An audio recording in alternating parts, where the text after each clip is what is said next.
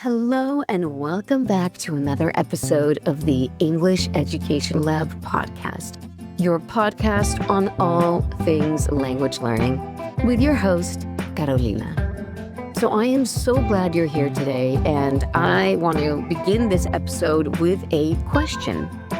Have you ever been in the middle of a conversation in English and felt like your brain was actually doing gymnastics? First thinking in your language, then translating, then finally saying something in English. It's exhausting, right? Well, today we're going to talk about how to stop translating and actually start thinking directly in English, as well as why it's so important to do so. So this is one of the biggest game changers for fluency. So stick around because I've got some practical steps and a one-week challenge to get you started. Let's begin with the problem. What is the actual problem with translating? So let's get real. Translating every word in your head actually slows you down. It's like trying to run a marathon while wearing flip-flops. It doesn't work. It also makes you second guess yourself. So you're so busy converting grammar rules and vocabulary in your head that you forget the actual goal, which is communicating. Now, don't get me wrong, translation definitely can help in the beginning stages. But if you stay stuck there and use it as a crutch, it becomes a wall between you and real fluency. And we definitely don't want that. So what does it actually mean to think in English? All right, well, let's imagine that you see a cat. Instead of thinking the word in your language first and then translating, you just go straight to cat. Or when someone asks you a question, you don't mentally rewrite it into your own language, you just understand it. That's what fluency feels like. You respond faster, more naturally, and with a lot more confidence. Let's talk about how to actually do this. It's easier said than done. But there are tips and tricks, and I want to share those with you. So here are 7 powerful strategies. First, get massive input. What does that mean? Listen to English podcasts, watch shows, read articles. The more exposure, the better. Expose yourself to as many different sources of the English language as possible. Second, use a monolingual dictionary. It forces you to stay in English. So don't use a dictionary that would translate into your own language. Third, label your environment. It might feel strange at first, but trust me, it works. Stick notes on objects like your fridge, your mirror, your window, and write the word out. Fourth little tip, practice self-talk. Yes, you might feel a little silly at first, but trust me, it works. Fifth, start with simple sentences. Don't overcomplicate things. And sixth, give yourself short blocks of time to only think in English. Maybe just 1 minute today, then 5 tomorrow. And seventh, practice predicting English when listening. Try to guess what people are going to say before they actually say it.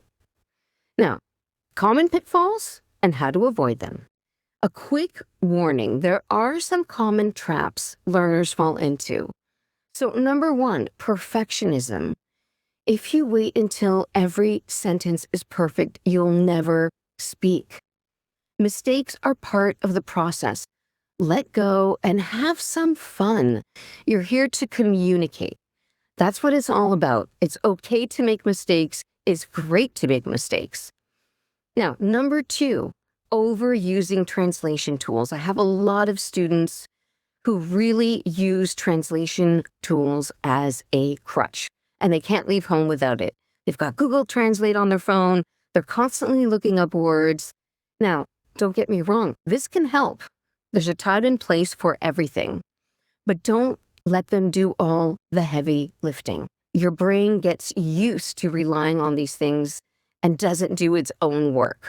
Number 3, avoiding English input because it feels too hard. Don't get overwhelmed. Choose material that challenges you but doesn't overwhelm you. Again, I've got students who try to jump from A to Z without going through B, C, D, and so forth. There's no need for you to start right at the top when you're trying to find a TV series or a book or a blog post. Find something that is challenging, but that doesn't make you feel absolutely overwhelmed. Again, we want consistency here. Just like anything else in life, if you start with unrealistic goals, you might stick to it for a while, but then you are sure to give up because it's overwhelming and it's not sustainable. So remember, slow and steady wins the race. And finally, the absolute, for me, most important point, inconsistency. A little bit every day is way, way more powerful than cramming everything once in a while. And that goes for anything in life. All right, let's make this real with a 1-week challenge. Here's your daily plan. Now listen carefully. Day 1 and 2, I want you to spend 3 minutes, and that's really it. 3 minutes, my friends. I know all of you have at least 3 minutes. Grab a cup of coffee and describe things around you in English. Simple, short sentences. So look around you and describe, I have a book on the table. My keyboard is white. My coffee is cold.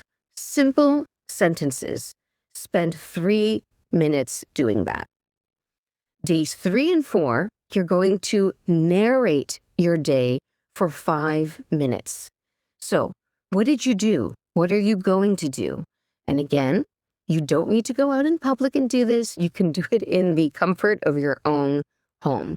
So, from the moment you wake up, you can say, I'm walking into the kitchen. I am making myself a coffee. I am feeling tired. Or let's just say you are about to get started on a project. You can say, I'm sitting down at my desk. I'm turning on my computer. Just narrate your day for 5 minutes. No more, no less. Now, days 5 and 6, I want you to label your environment and remind yourself to think in English while doing chores. So, you can even take it room by room and repeat this challenge the week after with another room. Take one room that you obviously are in regularly, like your kitchen, your workroom, your bedroom, and try and use sticky notes to label as many things as possible. And every time you come into that room, read the labels. And while you're doing your chores, I want you to think in English. For example, I'm folding my clothes right now. I'm washing the dishes right now. I'm putting on my shoes. Very, very simple. Now, day 7, I want you to try shadowing. So what does that mean? You're going to listen to a short clip in English and repeat it out loud, copying the rhythm and tone. You can even use my podcast to do that. Or you can find a TV show, you can find a newscaster who's presenting the news, whatever you'd like. Short and simple. Listen to it, repeat it out loud, copy the rhythm and the tone. Notice when the voice goes up, when the voice goes down, when there's a pause. Now, by the end of the week, I promise you, you'll notice your brain starting to skip that translation step. It's a small change with a huge impact, my friends. And I promise you, if you repeat this challenge a few times in a row, you will actually start to rewire your brain. It's that simple. You just need to try it. And of course, you need to stick to it. Remember, consistency is key.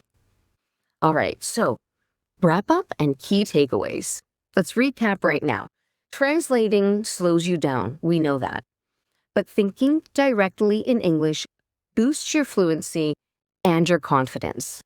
So you can train your brain with very simple daily habits, input, self-talk, labeling, shadowing, and short, focused practice sessions. And again, I'll say it over and over until it's glued into your mind. Consistency is the magic ingredient. So even 5 minutes a day can and will rewire how you think. So don't underestimate the power of short but consistent practice. Now, if you found today's episode helpful, please share it with a friend and check out EnglishEducationLab.net for more resources.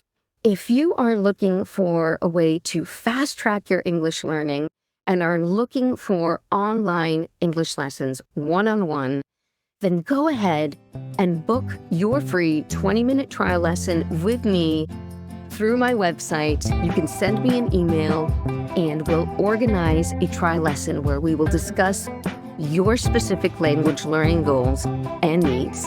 We will get to know one another, and then we will create a curriculum especially for you.